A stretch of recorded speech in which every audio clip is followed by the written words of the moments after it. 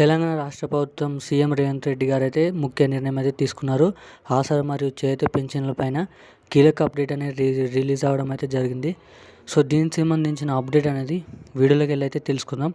So దానికంటే ముందైతే మన ఛానల్ మొదటిసారిగా చూస్తున్నారంటే సబ్స్క్రైబ్ చేసి పక్కన ఉన్న బెల్ ఐకాన్ అయితే ఆన్లో పెట్టుకోండి. సో ఏమాత్రం లేట్ చేయకుండా వీడియోలోకి వెళ్ళి అయితే తెలుసుకుందాం.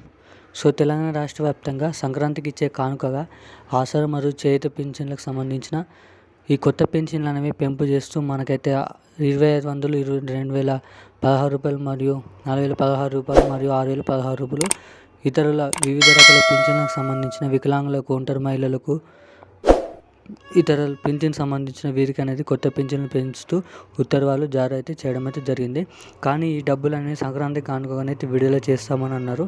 కానీ దీనిపైన ఒక చిన్న అనేది అడబడైతే కడడం అయితే జరిగింది.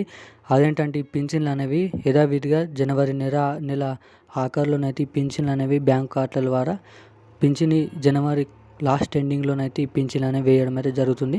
ఎందుకంటే పెంచిన కొత్త పింఛన్లు మరియు పాత పింఛన్లు చేయంగా కొంత నిధుల పరంగా మరియు డబ్బుల పరంగానైతే కొద్దిగా ఎక్కువ పడుతుంది కదా. సో దానికోసం డబ్బులలో మరియు ఇతరులకు సంబంధించిన డబ్బుల మీదనైతే కొంచెం ఒత్తిడి ఉంది. కాబట్టి ఆసరా మరియు చేయూత పింఛన్లు కొత్తవి మరియు పాతవి దీనికి సంబంధించిన పింఛన్లు అనేవి జనవరి ఎండింగ్లో ఇస్తామనేది చెప్పడం అయితే జరిగింది. సో దీనికి సంబంధించిన న్యూస్ అయితే ఇది. మరియు నేను మన ఛానల్ కూడా చెప్పినట్టు ఇంతకుముందు అయితే ఆసరా మరియు చేయూత పింఛన్లు కొంతమంది జిల్లాల వరకు అయితే పడడం అయితే జరిగింది. సో పడిన వారికి అయితే జనవరి ఎండింగ్లోనైతే అందరికైతే పడిన వారికి జనవరి ఎండింగ్లోనైతే పడడానికి అయితే అవకాశం ఉందని అయితే చెప్పవచ్చు.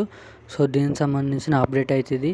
ఇన్ఫర్మేషన్ అనేది మీ బంధుమిత్రులకు, ఫ్యామిలీ మెంబర్స్కి వీడియోని అయితే షేర్ చేయండి.